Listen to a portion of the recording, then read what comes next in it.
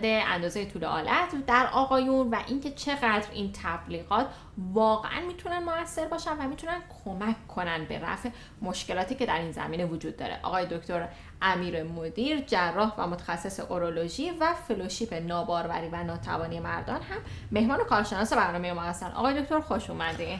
خیلی ممنون از شما. ممنون خانم دکتر و در خدمتون هستم. سپاسگزار. ممنون. خیلی سریع جنجالی بریم سراغ سوالات از آقای دکتر. آقای دکتر، کسانی که حالا به هر دلیلی احساس میکنن که مشکلشون مشکل اندازه طول آلت رو دارن، خیلی حالا میرن سمت قرص و داروها و به هر حال این مسائلی که وجود داره، اینا میتونه بهشون کمک کنه یا اینکه نه بعد کار دیگه انجام بدن؟ من اجازه بدید مقدمش راجع به خود اندازه بگم و بعد بپردازیم به اینکه واقعا آیا میشه این اندازه رو حالا مثلا زیاد کرد یا نه، آیا روشی وجود داره یا دارویی وجود داره یا نه.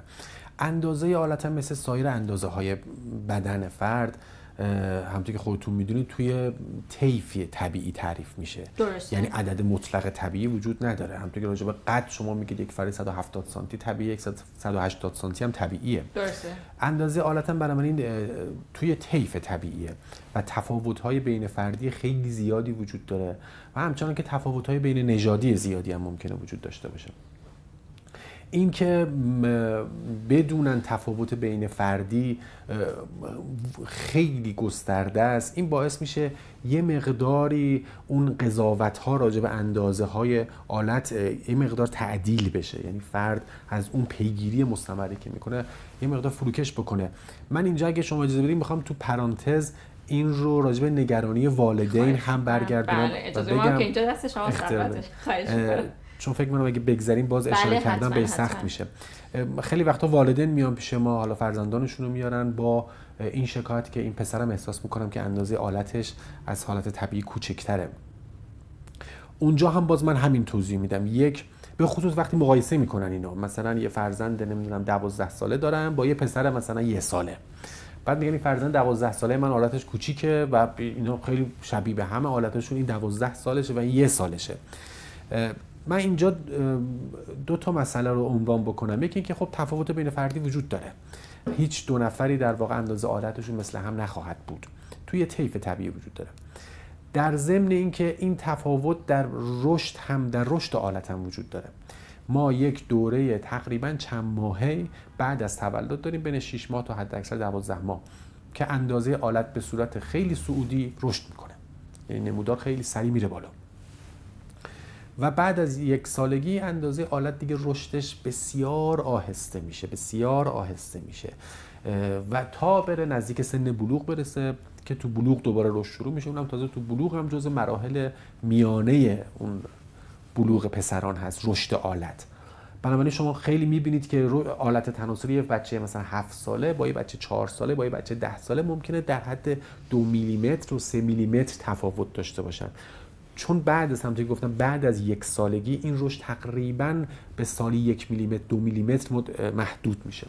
برای این نگرانی از اینجا ایجاد میشه و اینو باید بدونن که خب بین هیچ 2 نفری آلت یکسان نمیشه اندازش و اندازه حد اکثر رشد آلت در همون مراحل میانه بلوغ پسران رخ میده و اینو خیلی نگران کننده است واسهشون.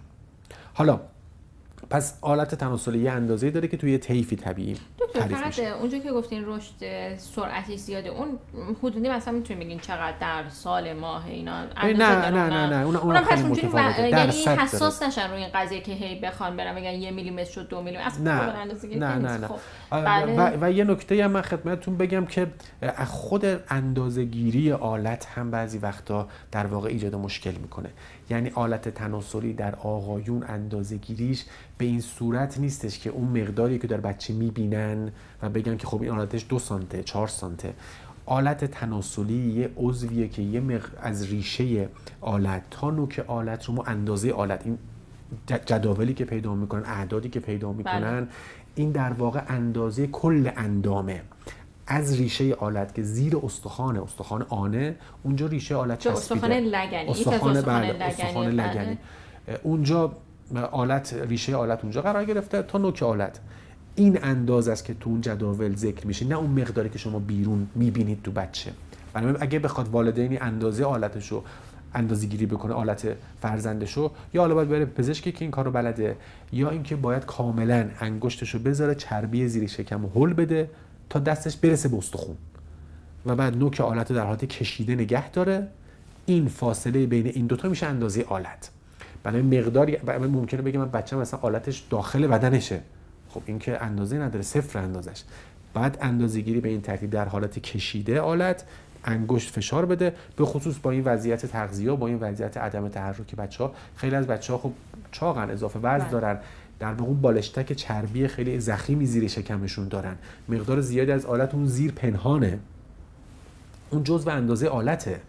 و برای اگر میخوان پیدا بکنن این اندازه ها رو و مقایسه بکنن با اون جداول، به این ترتیب اون چربی رو باید هل بدن تا انگشتشون به استخوان برسه، آلت در حالت کشیده، فاصله این دو نقطه میشه اندازه آلت.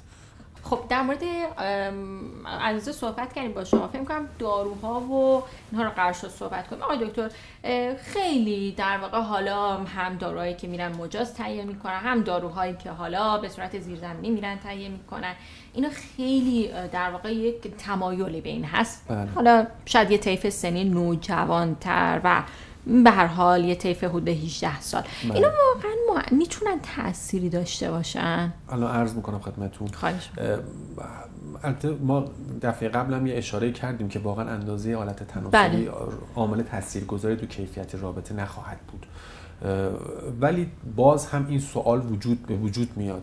حالا به فرضم که واقعا کسی بخواد بدونه که اندازه آلت با چه تکنیکی با چه روشی قابل افزایش هست، چند تا چیز خیلی روش مانور داده میشه، چند تا روشه. یک، داروها. تو داروها تقریبا شما میتونید فرض بکنید که به صورت اصولی با هیچ دارویی در واقع اندازه هیچ عضوی به صورت تکی افزایش پیدا نمیکنه بعد از سن بلوغ. راجع به داروها مثلا معروف ترین دارو، حالا من داروهای هورمونی، هورمون‌های مردانه به عنوان مثلا تستوسترون، گاهن اینو خیلی روش مانور میدن که این به عنوان یه دارویی که اندازه آلت رو افزایش میده. من اینو توضیح بدم.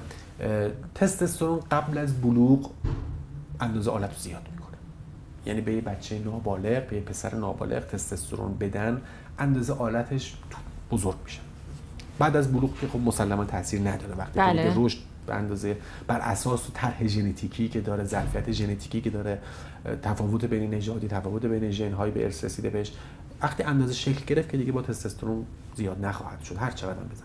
قبل از بلوغ این افزایش قابل انجامه، یعنی قبل از سن بلوغ زیاد میشه. اما این افزایش باز تا حد اکثر اون ظرفیت ژنتیکی صورت میگیره.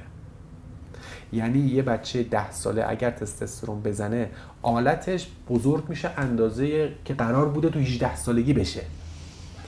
یعنی فقط برای سنش بزرگه، ولی این بازم از اون ظرفیت ژنتیکیش تجاوز نخواهد کرد.